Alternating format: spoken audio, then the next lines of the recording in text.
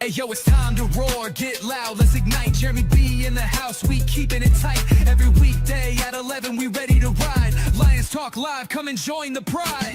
Waking up early, it's that morning grind. Tune in to the show, leave the troubles behind. Jeremy B's the king, with the voice like thunder. Every word he spits, it's a lyrical wonder. Got the lions around, sharp and fierce. When we hear one pride, you can't help but feel your heart pierce. Talking all the topics, keep it real, keep it raw. With a lion's mentality, we're ready for the roar.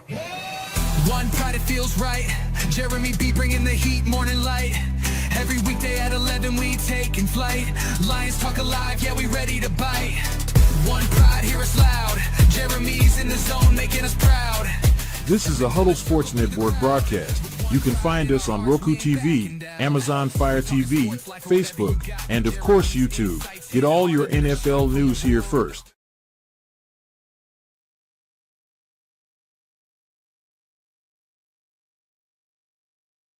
Sorry about that. Got my mouth full. Didn't want to be on the camera.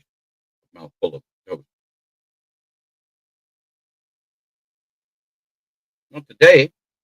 Well, yesterday, I should say, I got the injury report. It wasn't horrible, but it's not good. Terrion Arnold is not cleared from concussion protocol.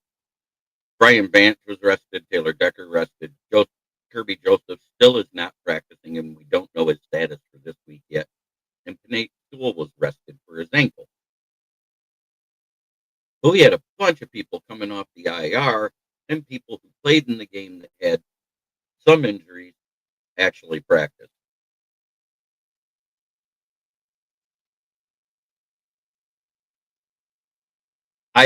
I saw it too. I'm waiting to hear from Dan Campbell. I think he said something about it yesterday. I didn't get to watch the presser yet. But Mark and Davenport's practicing, Graham Glasgow's practicing, Josh Pascal's practicing, Kate Ratledge, TJ, Isaac Tetzlaff, Leone Vacchi, and Brock Wright were all limited. The one, he said there was going to be a shakeup at the interior O-line, and I think it's because Miles Frazier is at a full practice now. We saw that Coyote and Tristan Colon were absolutely god-awful at guard. So I think we may see Miles Frazier this game. Leaf Raymond had cramping the last game. It was nothing major. Malcolm Rodriguez is back to full practice, and Jacob Sailors is back to full practice. As these guys start to come back and they come to the active roster, with how little he's utilized, you may see either Sloan or Awasika go down to the practice squad, or you may see a wave of Greg Reynolds. I think he could be the odd man out because his production has dropped. He doesn't look as good. He's not blocking as good.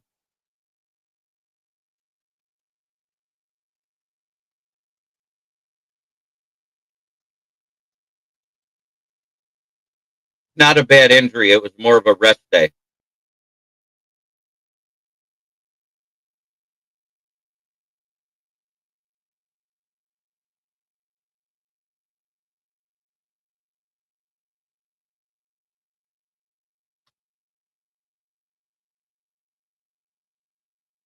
I'll wait to see if he's on the injury report again tonight.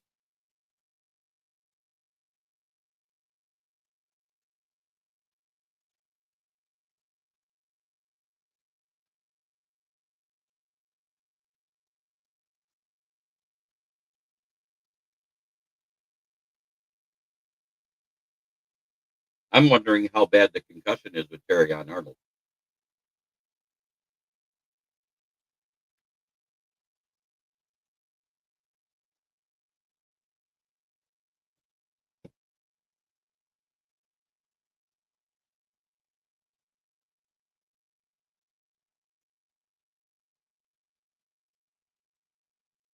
But it has been interesting, to say the least.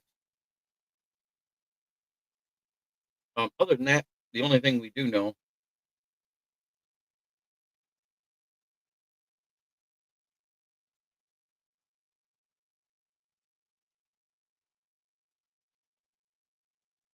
it is what he's saying.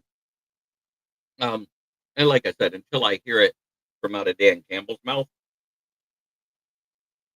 I take a lot of those smaller articles that come from other places with a grain of salt because they've all said stuff and been wrong before.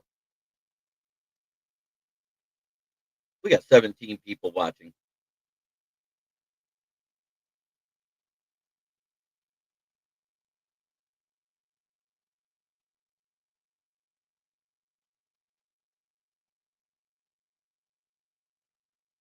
Smoking Dad.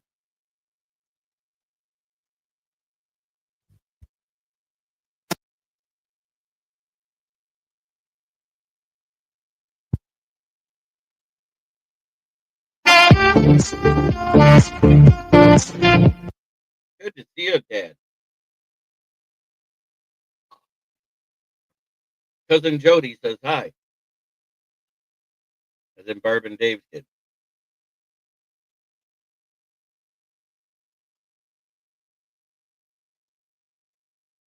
She misses you, says she loves you. It is great to see everybody here.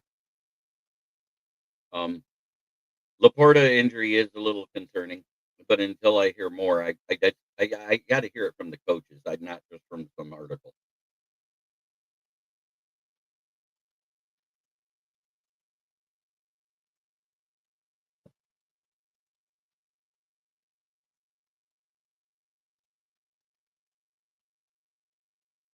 Ivan, the interrupter. Bears fans should be cheering for the Lions to win as many games as they can the rest of the season. I agree. Because if you look who we're playing, it's mostly divisional opponents. We don't play them till week 18.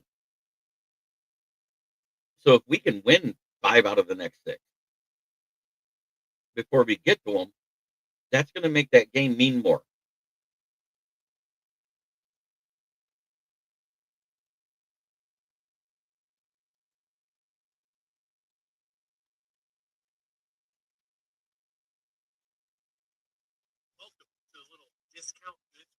But at the same time, the NFC North hate is real.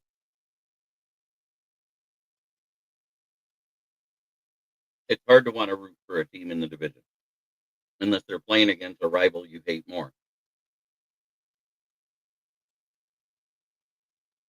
In the lesser of two evils this weekend, I'm going to hate to say it, it's Minnesota beating Green Bay, but I don't see it happening.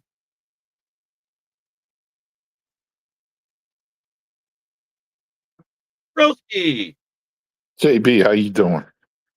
I'm all right. How are you? I'm doing great, man. Doing good, rocking and rolling, doing the do. Amen. But I got coffee. I'll have some when I leave. nice. I always say that, but I'm just drinking strong coffee. But yeah, really wanted to get your take on something, man. I'm What's that? looking at games over the weekend, especially the Vikings Packers game. If JJ McCarthy could just play competent Right. and just not turn the ball over, that's a really tough matchup for the Packers. Right. Especially after seeing the He needs his O-line Vikings. to protect them better too. He does. Same could be said about Jordan Love, though. I don't know how good their O-line really is. I mean, they had a Not decent sure. game versus the Giants, but it's the Giants. If you look at the teams Yeah. that created pressure on them, the Panthers, the Browns, and the Philadelphia, and the same said for the Lions, where we've had pressure on us is when Goff is bad this season. Yeah, I don't know. I just, for some reason, I think the Vikings can take them this weekend, man. I really do. I think this is. It really depends on the health of Jonathan Grenard to me, because they need that double-sided edge piece of Van Ginkel and Grenard to be successful on defense. Yeah, that would definitely help. I do think Hargrave and Allen are going to put a lot of pressure on that backup center. The Packers have been trotting out there the past few weeks. Yeah, I think it could be a very interesting game. Like, I think it's going to be a dogfight. I really do. Granted, McCarthy doesn't just give the game away.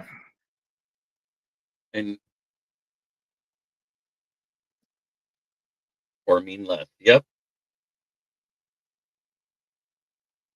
Because that game could mean less, because we've all said the Bears are coming into the harder part of their schedule. the Lions' schedule actually gets easier compared to the beginning part of it. Wouldn't you agree with that, Broski Bear? Yeah, I 'Cause looked. I looked at the rest. Yeah, no, I do. I do. I agree with that. Here's the thing for the Lions too. Like, just even if you just look at the next three games, I mean, okay, Giants, Packers, and Cowboys. I mean, they win those three games. You know, all of a sudden it's like they're back on track. Really curious to see how that Thanksgiving matchup is going to be. That should be a great game. hmm And But that it's home. game though, yeah, I mean that game too. I got a feeling injuries are going to play a major factor in that game for both teams. So I'm curious to see what that Well, looks like going into the game. like I said, compared to the beginning of the season when we've seen all these players come off the Lions roster, now players are coming back. I mean, granted, it's been slow, but slowly but surely we're getting these players back. And do I expect them to come out running week one? No. Do I expect them to be better than what we had out of the practice squad and backup players that's been filling their position? Yeah, because that's what you expect out of your starters, correct? No, I hear you with that, man. For sure. And it's the same with the Bears. They're getting healthier as they went along all season. They started out the season with some major injuries to the defense. Yeah, I was just going to say that. Like, this season could be a matter of the Bears and Lions getting healthy at the right time, and the Vikings and the Packers going in the other direction. Having injuries at the wrong time. So it's going to be interesting, man.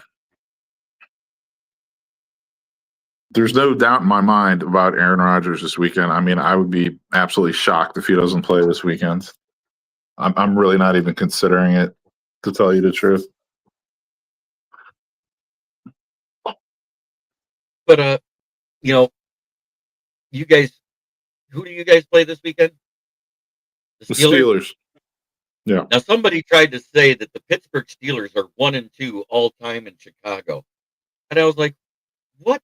Yeah, no, they played hundreds of games versus Chicago because these are two of the older franchises." I think he meant under Tomlin. Yeah, I don't know, but I can find out really quick. I think it's under Tomlin because I'm pretty sure they played you more than 3 times in as long as the Bears and the Steelers have been in existence. Steelers all-time record in Chicago. Okay, so by 1-2, he meant 1-12. Yeah, he said 1-2.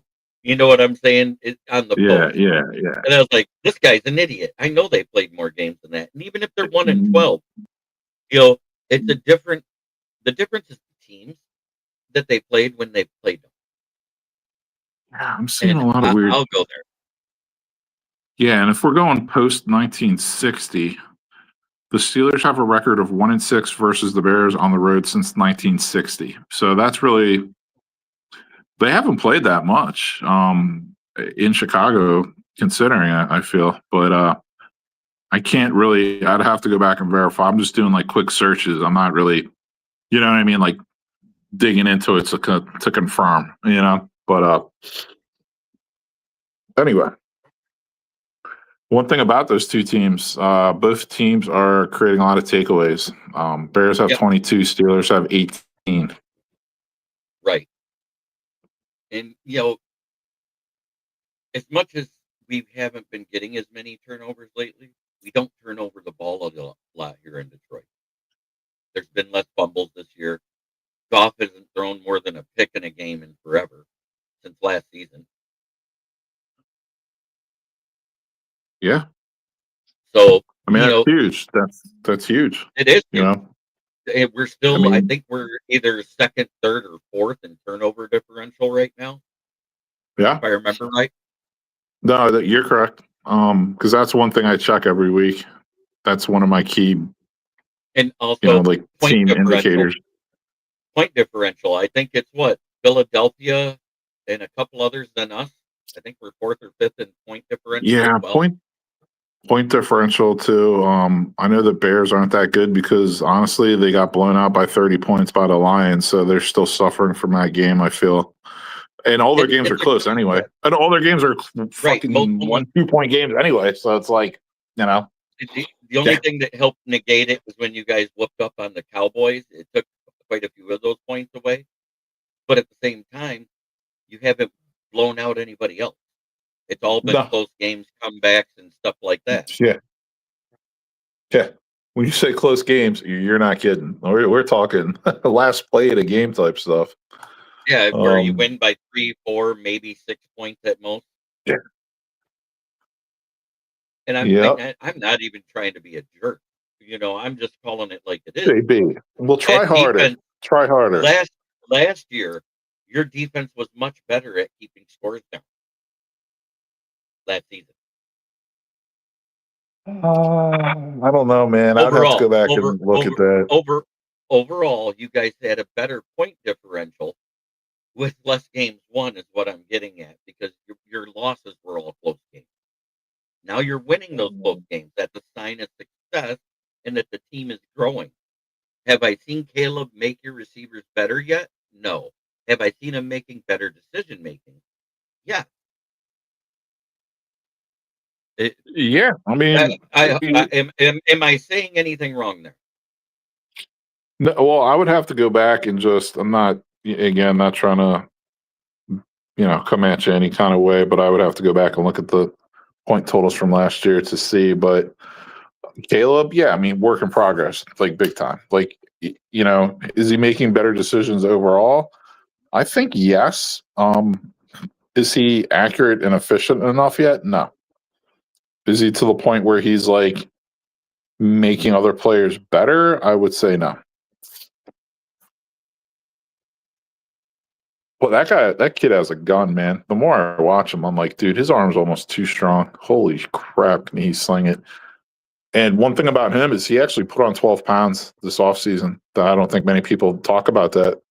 He's actually listed at 226 pounds now, standing at 6'1". This dude's stocky. And his lower Yeah. body, you could tell, did get stronger because, dude, he is really tough to bring down, man. Menangai? No, Caleb. Okay. Yeah. Caleb put on 12 pounds this offseason. Good for him. Dude, yeah. He's like a weight room dude, which I was surprised to find out about him after they drafted him. After I got over that Yeah, I mean, disappointment, like, we're only one game away from being in either staying where we're at or being up at second. And people don't even realize it. It's not like we're behind by 4 games right now. You guys got 7 wins, we got oh, 6. I mean, Jeremy, This it's division dude, is roll the still wide dice. open. Yeah. And do you agree with this that the Vikings are the more desperate team in their matchup this week? Yes, They're more and desperate than the Packers. desperate teams usually call for bigger games out of people you don't expect it from. I For think sure. Jordan Mason goes off this week, not Aaron Jones, because Aaron Jones has not been as good as advertised. And yeah, right now, being a Detroit sports fan is amazing. We had the Tigers go as far as they did in the playoffs. And right now, we got Pistons and Red Wings both leading their division. Oh, really? Well, that's cool. Ricky! Yeah, you think about it. I mean, it's crazy that Detroit sports is so high right now. And yes, I'm wearing my University of Michigan shirt. Why? Because they've only had 4 games vacated in their history of football for wins. Unlike USC and Michigan State, who have the 5th most overall at 14 after the latest sanctions against Michigan State football. Yeah, they survived a couple of teams. That Oakland game scared the dog snot out of me. I'm not going to lie.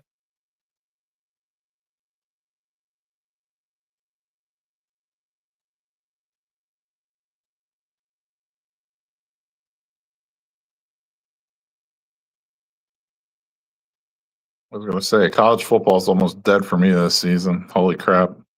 Yeah, it's been an awful year for a few teams. Miami, they've been more up and down. I Rumor did is see that. What's that? You go ahead first. Yeah, I was going to say that with Penn State, they got the Franklin buyout down to $49 million. And then since he's going to Virginia Tech, now Virginia Tech's going to eat 40 of that $49 million. So Penn State's only going to have to pay $9 million of that enormous buyout. Yep, it happens. You know, that's what people don't realize. If they're signed in the season, they're fired to another team. Oh, I'm sorry. I heard people saying they were scared of Oakland in that game. I hear you. I was just bringing it up because Michigan State was sanctioned bad.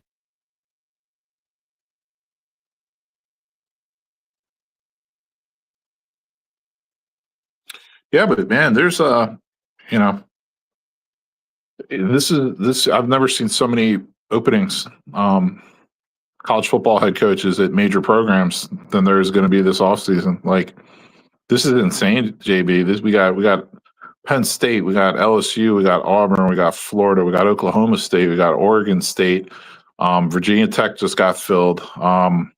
That's a lot of, in Stanford, I believe as well, if I'm not mistaken. That's a lot of named programs out there, man. It is big team program, and yeah. and everybody wanted a certain coach to come to Penn State, and didn't Matt Rule get extended, and that took him off the board right immediately? Dude, they went so behind the scenes, like from what like several alumni who are on like their alumni group. I found out like they went at Matt Rule hard. Like they were actually really trying to pry him out of Nebraska. They didn't care. They wanted him, and Matt Rule said, "Nope, I'm staying here." So, yeah, I hear you. It's crazy who's of it, what jobs are available, and how many guys are not wanted. Well, you know what's crazy? These head coaches at these big programs now, especially in the SEC and Big Ten, dude, they're going to be making 13, 14, 15 million dollars a year. Like all these coaches who get signed, like whoever signs to coach LSU or Penn State, most likely Florida even, dude, they're going to be making like 15 mil a year, which is crazy. I mean, that's essentially what like NFL coaches get paid now.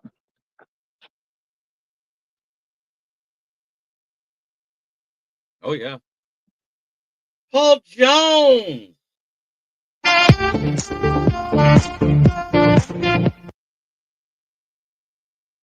heard Penn State is going to go after Brian Hartline. I think that would be a good move for him. Brian Hartline was a coach that basically got sidelined at OSU forever. Yeah. And well, Brian Hart, yeah. I mean, I always hope and dream that Stefanski gets fired by the Browns and decides to go coach Penn State. That's like my pipe dream. That's Broski's pipe dream right there. Because he's a Pennsylvania dude. He went to I think he went to St. Joe's Prep in Philly. He went to Penn. So yeah, he'd be going back to Pennsylvania to coach. Yeah, Brian Hartline though, man. You talk about a guy who's meant to coach, man. Look at his resume of wide receivers he's put out there at Ohio State, and then just look at him the last 2 or 3 seasons as offensive coordinator. Dude, like, hell of a job. 100%. He would be a good hire. I think it would be actually bring him into this millennium. The best hire since Joe Pop. He would be. He honestly would. And shout out Bill O'Brien because he did a hell of a job. Yep. What's that, JB? I only say Joe Pod because of his success with the team, not because of the stuff off the field. Oh,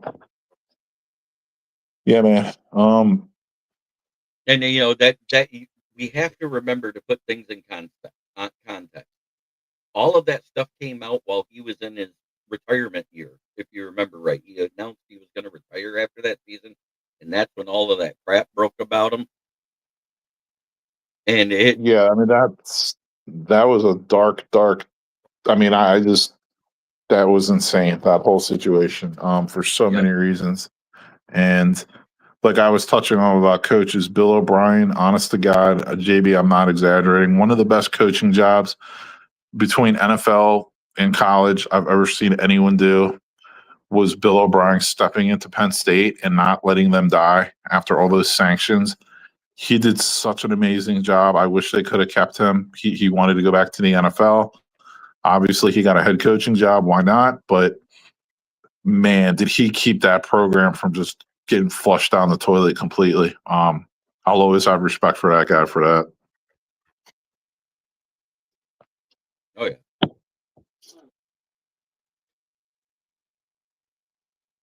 So that's basically the Lions news. We got some people coming back off of injury. It's great to see Miles Frazier at a full practice right now. I think that's awesome because he was Broski. We talked about him when the Lions drafted him during my draft show. You popped in that one on day 3. Absolutely. I'm a And you fan. said, "Man, this guy was supposed to be a second or third rounder. He wasn't supposed to fall this far." That you even said that's a steal for the Lions. It wasn't still. He's like Donovan. He's like another Donovan Jackson, like the Ohio State kid that the Vikings drafted. He's like a plug and play, ready to go starter with high upside. And he was just, except for he was injured, obviously. But Right. yeah, he's gonna be great for you guys going forward. Like I he'll be great remember for right. you guys. He was good at the combine, but got injured at his pro day, if I remember right, during the shuttle drill or whatever it was they were doing, and that's when his Was knee that got Miles hurt. Frazier? Yeah, that was Miles Frazier, and he was supposedly healthy, and he came back and he practiced with us at the mini camps and the OTAs, and then he was hurt again. Yeah, it was just a string of odd events with him. Right. For It sure. wasn't anything that happened in game, is what I've been trying to get. He wasn't drafted as an injured player, as far as Exactly. injuries in the game. It happened when he was practicing for the pro Yes, day that's correct. in a Yeah. non-contact incident. And it didn't require surgery, but it required lots of rehab because a sprain is actually worse than the tears for rehab. We've all heard this. Yeah, I know. It definitely can be most of the time. How many times have we heard that an ankle sprain is worse than breaking it?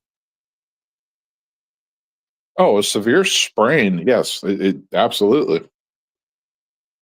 Those grade 2 and 3 sprains, you go from a 6-week recovery time to 8 to 12 for the grade 2. If it's a grade 3, you're out for almost a season. Especially the high ankle sprains, because that puts strain on your Achilles, it puts strain on your calves. It does huge damage. I know, I've suffered one before. Yeah, no, you're not kidding. I had to have my one Achilles tendon sewn back together.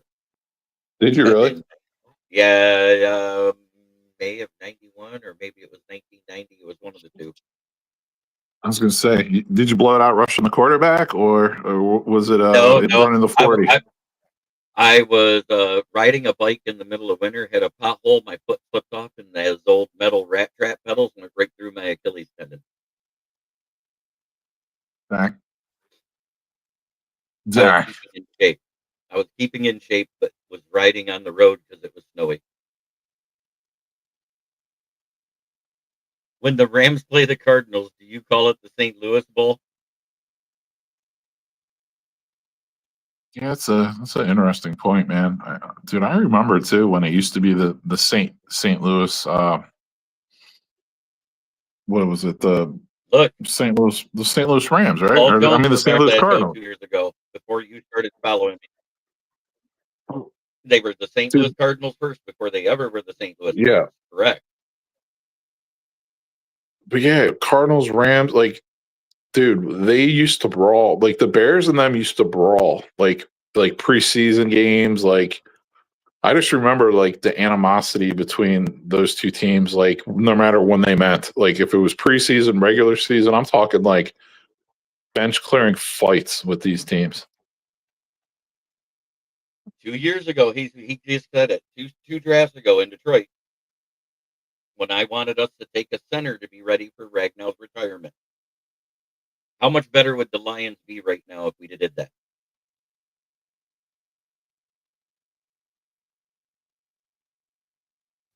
There's a couple good centers in this draft. Yeah. Yeah, No, I agree. I know. JB, I'm talking JB. about the centers that came out 2 years ago. Yeah, no, So dude. I Connor wanted the Beebe, Bears to get one. right? Frazier in Pittsburgh. He was one of them, right? Or Yep. what is it? Yeah. And then you had that Michael Schmidt guy or whatever in the Giants. He was Yep. another good prospect. And I think there were a couple other guys too that like, you know what it was? It was there was a kid from Penn State who got drafted.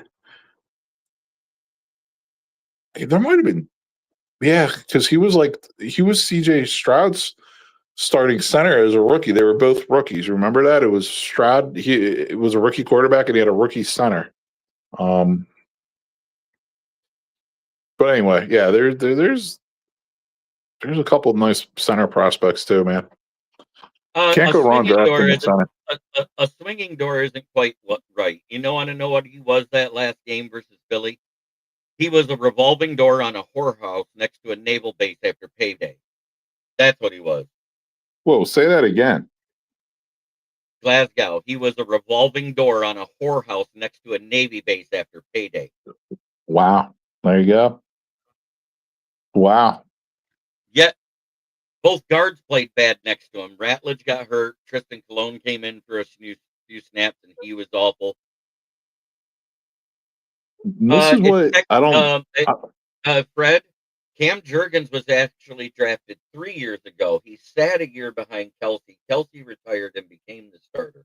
Let's get it right. That was 3 seasons ago. I hear you. Paul Jones laughed at it. He loved it. It's his second year starting. Cam Jurgens is in his third year because he's the one that took over as soon as Kelsey retired 2 years ago. And that's why I said, if you got a guy in place, and I'm going back to 2 seasons ago when we didn't know then if Ragnow was going to retire or not, and then he came back to the training camp. Remember that, Broski? I said, if he's sitting out now and him on about coming back, we should draft a center this year. That's what I was getting at. Yeah. Really nervous about the Bears in that regard because I've been saying it the whole year. They don't really have a backup center. Dahlman's been playing out of his mind, but they don't have a backup center. So it's like, guys, do me a favor this draft. Draft a center. Thank you. Like, I mean, JB, in my opinion, after quarterback, the most impactful loss on your team is a center. Barton Beebe, Frazier, Powers Jackson, and Van Pran were all 2 years ago. Thank you, Ivan, for looking that up for me. Okay, so that Michael John Schmidt or whatever, or John Michael Schmidt was another year. Was either 2 years, the 2 years before, the year before or the year after. It was one or the other. Yeah, I think he was the year before, actually. But yeah, there's some good centers in the draft, like that Polynesian kid at Oregon. He's like, dude, he's like a bowling ball, dude. He's like 6'2", like 330 pounds, but can move. Like seriously, like a bowling ball. The kid from Iowa is really good. Yeah, there's some centers in this draft too, man. From what I can tell so far, it's a solid draft for centers. Right. There's a lot of junior and senior centers that are playing really well for certain teams. I'd say there's about 20 of them that are worth drafting. And you know what? Looking at the way that game was called versus Philly, I'm not going to say that Ben learned a lot from Dan Campbell with scheme wise, but he learned a lot with how to coach a team. Does that sound good to you, Broski, the way I worded it? Oh, I didn't really see the comment. Ben Johnson always doing. He learned from the best. Yeah, I, he learned I, about coaching I from Dan definitely Campbell, think but there's things he learned from Campbell, but as far as play calling, I don't know, man. I think I they're think missing Ben Johnson. But I, but as far as being a head coach, I mean, there's a lot to learn for Ben Johnson still. And he admits it too. oh, It's you a lot knew. Oh, different. okay. Thank you. I'm glad you knew. I didn't know off the top of my head because, I try to follow mostly Lions, but I knew that BB was one of them because I specifically mentioned him. You Because know, if one we thing I didn't, like. oh, go ahead. Oh no, go ahead, JB. I didn't mean. I thought you were finished, man. I didn't I mean to know. jump in. If we wouldn't have traded up for Arnold, I wanted BB in 2 drafts ago. Yeah, I was gonna say one thing I like about Ben Johnson. I wasn't really aware of going into it. He's got like almost like borderline Oh, like serial killer vibes. that He's should hurt freaking your feelings right there. That should hurt your feelings right here, broski. no. What happened? I'm Prescott have insulted. taken Bears Dan said his Bryant out of fans Georgia. ran out of Georgia instead of their punter. He was on the board. Yeah, I mean, dude, get me started with Brian Poles. Like, get me started with his stuff. I'm like the only way that like brings me out of that is when I look at that GM for the Vikings, who's actually, oh, dude, he's a lot worse at drafting than Poles even. Like that Quessy guy, I don't know how he still has a job. DEI, anyway.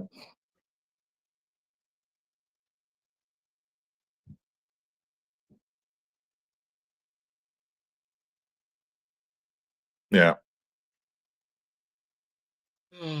Great. And you know that the Packers have that new, they brought in that new team president at the beginning of the year, Ed Policy. And he's I done mean, really good with them. dude, well, think about this, JB. What if the Packers don't make the playoffs or they make the playoffs and they lose their first game? You know, People will turn on him the same way they I, turned on everybody else. well, what about LaFleur? What I'm getting at is LaFleur really safe if, knowing they have a new team president now and fans are getting a little antsy. You know what I mean? I don't know. I guess we'll I, see, but I'm just throwing it out there.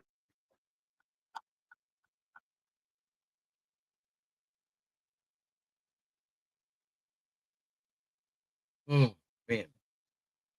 Well, it is about time I start getting ready for work and look for something to eat because it's that time of day. Broski, you can be JB, found all over the Huddle Sports Network, right? yeah, you hear me from time to time. Different shows on the huddle. Right. Starting next week, for those of you that are watching from the Huddle side, please make sure you subscribe to my side because a few of us shows are going to stick to my side because I have more subscribers and are closer to being monetized, and we're trying to push for that. At almost 580, I'm a lot closer than 280. So we're Okay. trying to put in. We're going to try to monetize my channel because then we can all Yeah. get paid from it. Because I figured if you run a show and put it on my channel, you should get 60% of whatever I make off. Good stuff. That's just how I feel. Yeah, because I'm not producing it, I'm not the one talking, but you're using my channel, so I want something. I hear you. I think it's a fair trade. What do you think, Broski? I just hope it works out for you, man. You know, Yep. let's see Well, you get 'cause over 1,000. Let's see you get over 1,000 yep, so you can get monetized. right, 'cause well, I already got the paperwork and I filled it out and I sent it in. I got the contract and I know that I have to go live once I hit 1,000. I have to go live into only one YouTube channel, so I might as well get used to it now.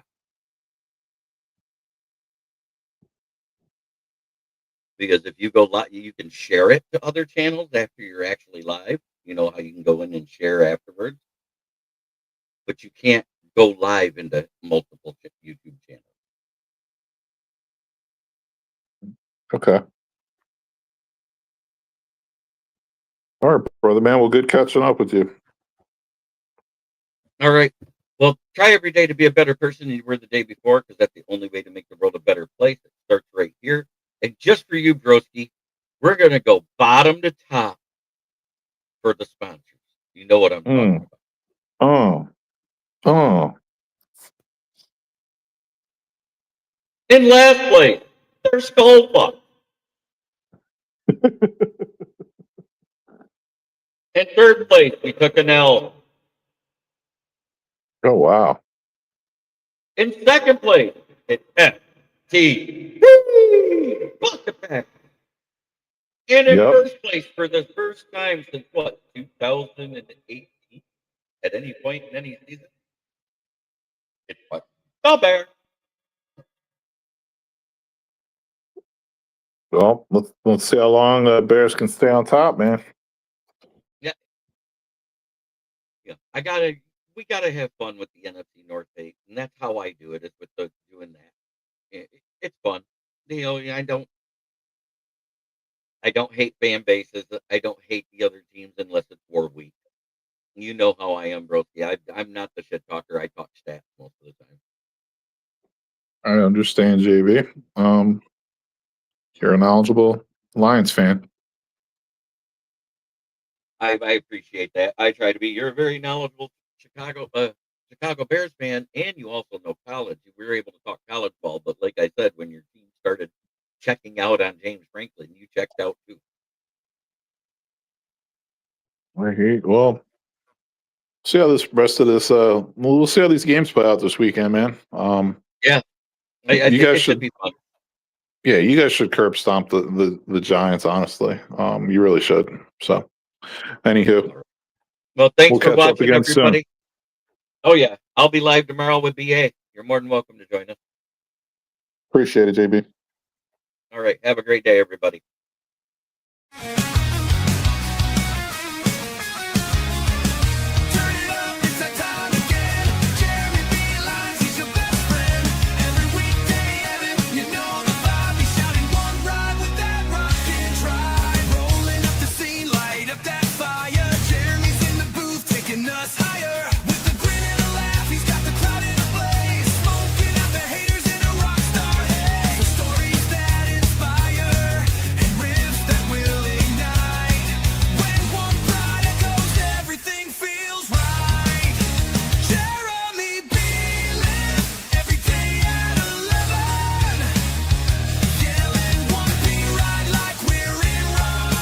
This is a Huddle Sports Network broadcast. You can find us on Roku TV, Amazon Fire TV, Facebook, and of course YouTube.